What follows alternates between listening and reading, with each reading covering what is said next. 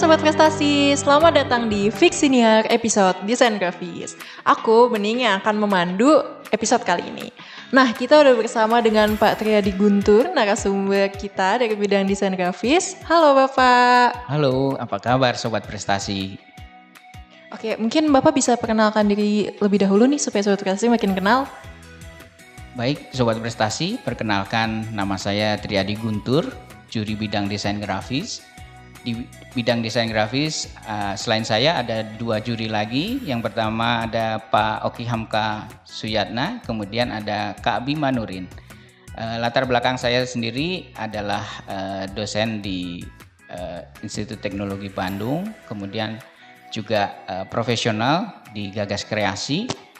Kemudian Pak Oki Hamka ini juga mengajar ya di DKV ITB dan di Gagas Kreasi juga, sedangkan Kak Bima ini profesional ya, memiliki bidang usaha di bidang desain grafis juga bernama Wanara Studio.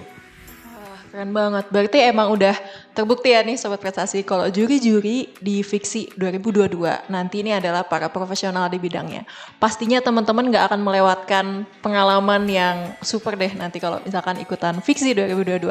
Oke, teman-teman mungkin pengen tahu nih seperti apa sih desain grafis, seperti apa sih yang diinginkan oleh juri-juri desain grafis nih, produknya yang ingin dilihat. Baik, kalau bidang desain grafis sendiri kita bisa memilah menjadi 2 klasifikasi besar. Yang pertama adalah desain grafis yang on screen ya, yang sudah being digital, dan yang satu lagi adalah desain grafis yang berbasis on surface atau dulu disebut sebagai printed matter ya, produk-produk yang di print gitu ya, seperti kemasan ya, buku ya. Misalnya kemarin ada satu karya yang menarik, itu buku pop up untuk anak-anak ya, itu asik banget ya kita melihatnya. Jadi ketika dibuka itu muncul interaksi secara fisikal, akan tetapi buku juga bisa dibuat dalam bentuk on screen ya, dalam bentuk digital juga, dan kita juga bisa buat pop up secara digital juga. Jadi artinya 2 wilayah itu bisa adik-adik eksplorasi dan bisa dikembangkan sebagai sebuah bentuk produk di bidang desain grafis. On screen itu bisa banyak lagi ya, kita bisa eksplorasi lagi. Misalnya kita bisa membuat stiker ya untuk aplikasi begitu, kemudian bisa membuat interface ya untuk web design dan lain sebagainya. Atau kalau teman-teman sekarang atau Sobat Prestasi sekarang suka membuat karakter-karakter ya, itu IP ya, itu bisa dijual loh gitu ya. Seperti karakter yang terkenal ya, Juki ya, kemudian difilmkan ya, karakter-karakter seperti itu bisa Sobat Prestasi kembangkan lebih lanjut ya. Jadi intinya kami menginginkan sebuah produk yang inovatif ya, karena salah satu kata dalam fiksi itu inovasi ya. Jadi kami menginginkan produk-produk yang inovatif ya, yang tidak terjebak pada idea mannerism ya. Jadi ide-ide yang usang yang dulu-dulu udah sangat sering dibuat begitu. Kami menginginkan produk-produk dengan inovasi-inovasi baru ya, bahkan mungkin yang belum terpikirkan oleh orang ya sekarang gitu ya. Adik-adik bisa mewujudkan itu dan menampilkan itu, wah itu keren banget ya, seperti itu. Oke, ditunggu nih produk-produk kerennya nih teman-teman. Terus mungkin kalau misalkan mendengar kata desain grafis, terus tadi berdasarkan penjelasan Pak Guntur juga yang kita bisa buat IP itu intellectual property ya. Mungkin teman-teman juga kebayangnya, aduh ini produk-produknya, desain-desainnya ini pasti ada gambarnya nih.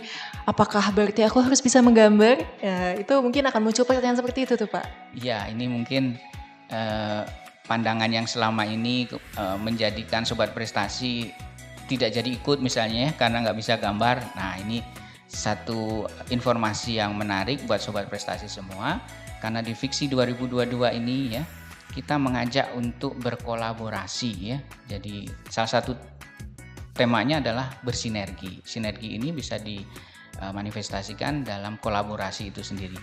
Kalau Sobat Prestasi misalnya ya punya ide keren ya dalam bidang desain grafis ini, terutama ketika ide itu bisa nanti keren kalau dibuat sebagai ide wirausahaan gitu ya.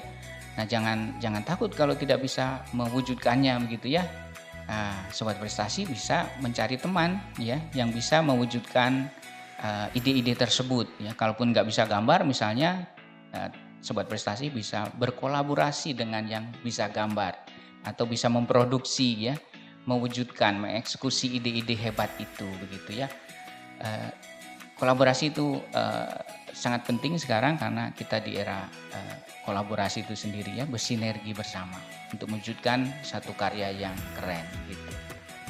Keren banget tuh. Diinget-inget ya sobat, emang kuncinya itu harus bersinergi, harus berkolaborasi ya itu. Iya. Mungkin bisa mulai belajar dari fiksi ini nih teman-teman, karena kan di fiksi ini kan kita tim ya ikut Iya. fiksinya. Mungkin sedikit tambahan Kak Bening, jadi kolaborasi itu bisa internal ya sifatnya, bisa eksternal. Artinya teman-teman sobat prestasi ini bisa mencari teman di satu SMA begitu ya secara internal ya yang bisa gambar dan berkolaborasi dalam tim gitu.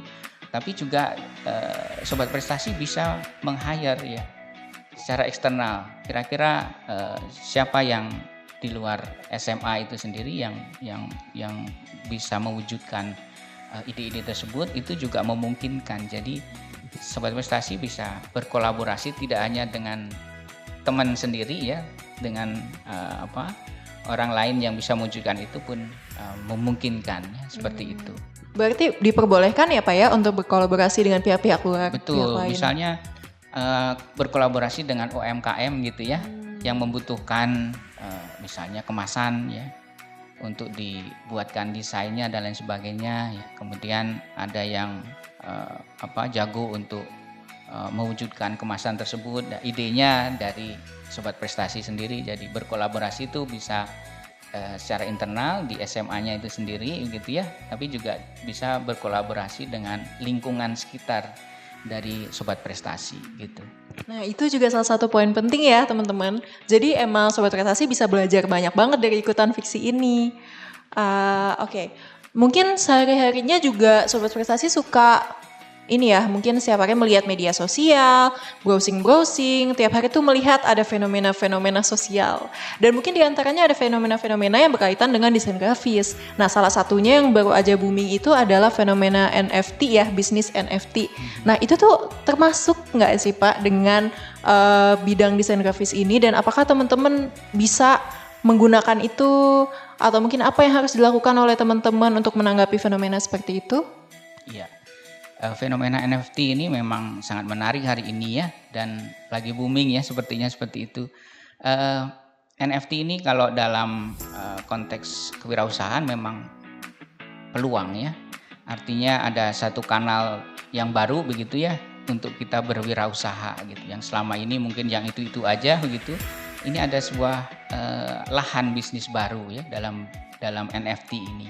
Nah, NFT ini tentunya sangat terkait dengan desain grafis, karena yang muncul di sana terutama adalah karya-karya visual ya, karya-karya visual dalam bentuk file digital ya. Jadi on screen ya, masuk dalam desain grafis on screen tadi. Jadi saya kira hal yang baru ini patut disambut dengan sukacita dan dipelajari lebih lanjut gitu ya. Kalau ada sobat prestasi yang memang sangat tertarik dengan bisnis NFT ini, silahkan didalami ya, dieksplorasi, dipelajari ya. Jadi yang selama ini yang saya lihat ya, ada dua pola dalam bisnis NFT ini. Ada yang melulu dalam mengkhususkan diri dalam produksi karya ya. Kemudian minting dari itu yang mendapatkan sejumlah nominal tertentu keuntungan ya dari bisnis NFT itu melalui minting tersebut. Tapi juga ada yang sudah berstrategi ya, jadi membentuk tim, ada yang produksi, kemudian ada juga yang marketingnya ya, seperti itu. Jadi silahkan, ini satu peluang dalam berwirausaha juga untuk sobat prestasi. Jadi emang inspirasi dan peluang itu bisa kita temukan di mana-mana ya Pak ya? Betul. Iya. Oke deh, terakhir nih Sobat Prestasi. Mungkin Pak Guntur ada harapankah, pesan atau motivasi untuk teman-teman yang ingin mengikuti Fiksi 2022 khususnya bidang desain grafis? Ya, saya kira Sobat Prestasi ya, dimanapun Sobat Prestasi berada, kami tunggu karya-karya yang hebat ya, karya-karya inovasi di bidang desain grafis, karena kami percaya banyak talenta-talenta unggul di seluruh pelosok Indonesia. Silahkan nanti kalau ada ide yang keren-keren itu bisa disubmit ya ke Fiksi 2022 ini, diikutsertakan sehingga ide-ide yang keren itu bisa terwujud ya, bisa muncul begitu dan bisa diakomodir di Fiksi 2022. Saya kira itu yang saya bisa kasih pesan untuk Fiksi 2022. Oke, terima kasih banyak Pak Guntur atas insight-nya. Mungkin Sobat Prestasi jadi ada bayangan nih seperti apa nanti kalau mau mengikuti Fiksi 2022 bidang desain grafis. Semoga bermanfaat dan mungkin terakhir kita jargon dulu ya Pak ya. Fiksi 2022 saatnya berwirausaha. Oke, Fiksi 2022 saatnya berwirausaha. Terima kasih, sampai jumpa Sobat Prestasi. Sampai jumpa.